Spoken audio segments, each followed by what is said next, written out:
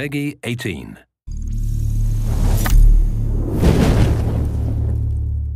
Hello everyone, this is Ryan Bernard, Game Director on Tom Clancy's The Division.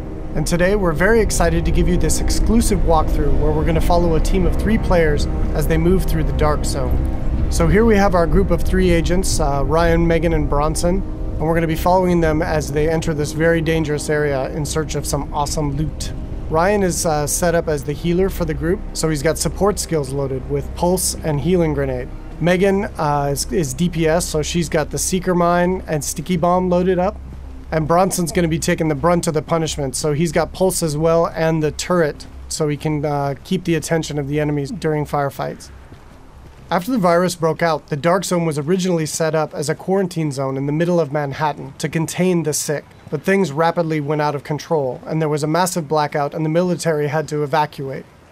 They had to leave their most powerful gear and weapons inside the Dark Zone. So this loot is extremely valuable to you as a player. But this also means that it's the most dangerous place in the game. This loot attracts a lot of attention, including other real players. The Dark Zone is a multiplayer gameplay space in our world, which you can seamlessly enter without any loading screens. Outside of the Dark Zone, you can play in teams of up to 4, but once inside, you can decide to collaborate with other agents or betray them, kill them, and take their loot. As we climb the wall to enter, you can see the UI starts to cut out, because once inside the Dark Zone, we lose our connection to the outside world. And this area is highly contaminated, so we can see the players put on their masks to protect themselves from the virus, and then they're set to go.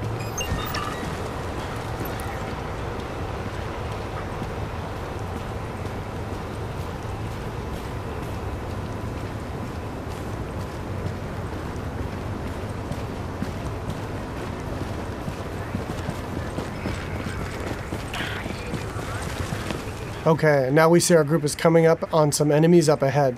As we get closer, we can see that these are actually part of the Rikers faction. And this is a group of convicts which, after the virus broke out, escaped the prison and have flooded into Manhattan to take advantage of the chaos. Here we can see Megan does a pulse, which gives the group information about what enemy types and levels that they'll be facing. And then we can engage.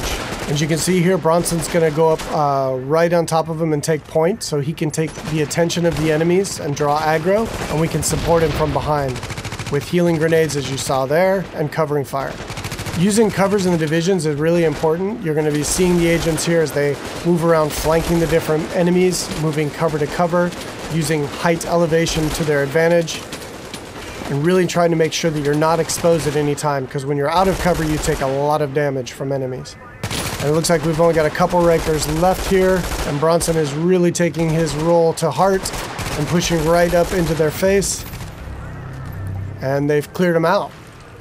And here you can see Bronson's actually been a little bit too hardcore on this, and he's in what we call the down state. So since they're playing in a group, Ryan can head over and actually revive him so he doesn't die and need to respawn and run back to his group, and he can get right back into the action. And here we can see that Ryan's actually found a loot crate. And he's gotten extremely lucky and has gotten a legendary drop. But as we can see, it's actually contaminated. All gear and weapons in the Dark Zone are contaminated, and they need to be extracted before they can be actually equipped by the players or agents in the game. So in order to do that, our group is going to move to a nearby extraction point in Bryant Park. Once the group is inside an extraction area, they'll need to shoot up a flare which calls in a helicopter. Then they need to hold tight for 90 seconds and extract their goods. Alright, now we see our group has come across a different group of enemies, and these are the Cleaners. Cleaners used to work for the city of New York, but they got trapped on Manhattan when the quarantine was declared, and they've lost it.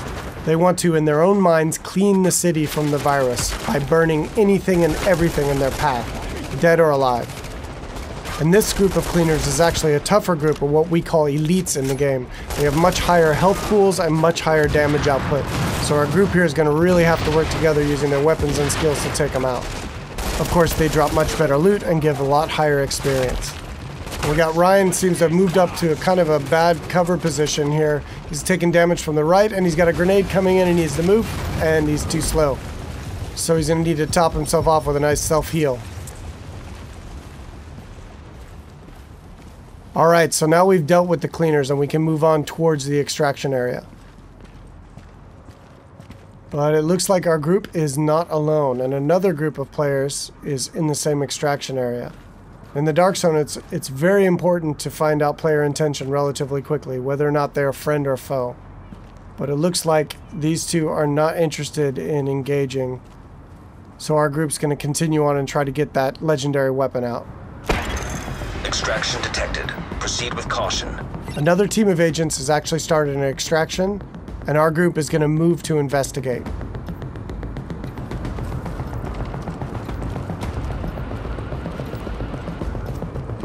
And as they come around, we do indeed see that an extraction is taking place, and they got about a minute left on their timer before the helicopter shows up. We don't see the extracting team.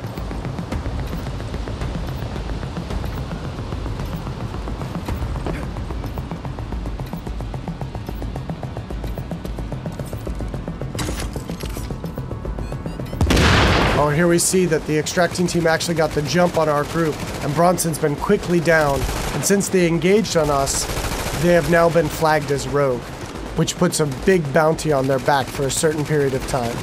Luckily, Bronson was able to make it back to our group, and we were able to quickly revive him and get him back up into the fight. And now we've got some PvP chaos happening. And here we see Ryan throws out another healing grenade to heal up both of his teammates as they're flanking around to the left to try to get better position on these rogue agents. 15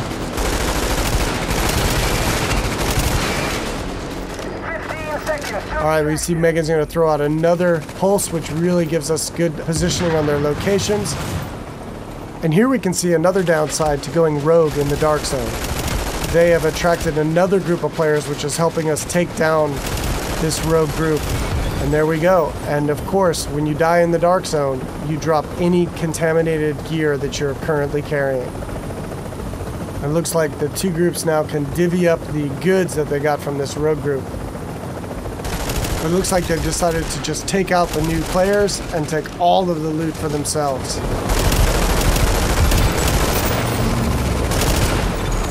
You're attacking friendly forces. Rogue protocol initiated.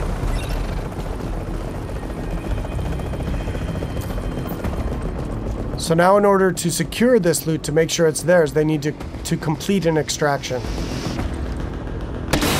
So now our team has 90 seconds to control this area and to stay alive to get their loot out when the helicopter arrives.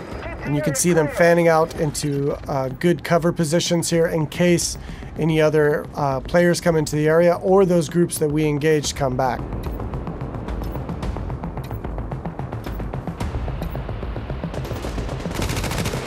It looks like indeed they do. But now we're set up in really good positions here to be able to take them out. Bronson and Megan are laying down damage from the front line, and Ryan is supporting from behind. And again, it's really important in the game to make sure that you're always in cover whenever possible, and that you're not being flanked by any enemies. Here we see Ryan tossing a healing grenade as he runs past Bronson there. And they're going to focus on these two players here. 30 seconds to extraction. Straight in front of them. Now they got 30 seconds left to stay alive and control the area.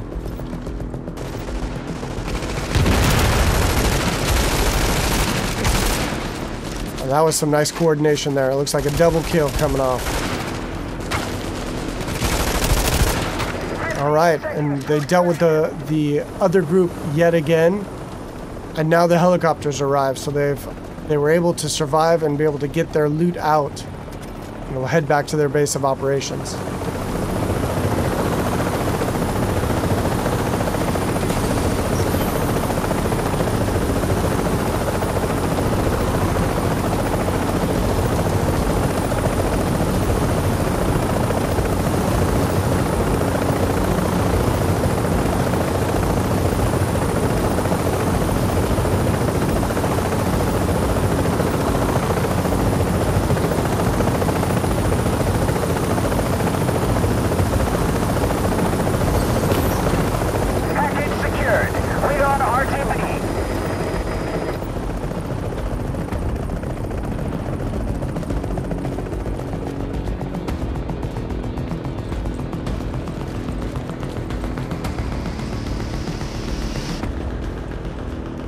Now we can see the group is still flagged as rogue, and they're a very juicy target for other agents in the area.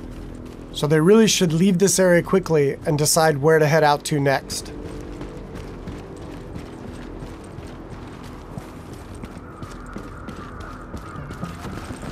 Alright, so that's it for today.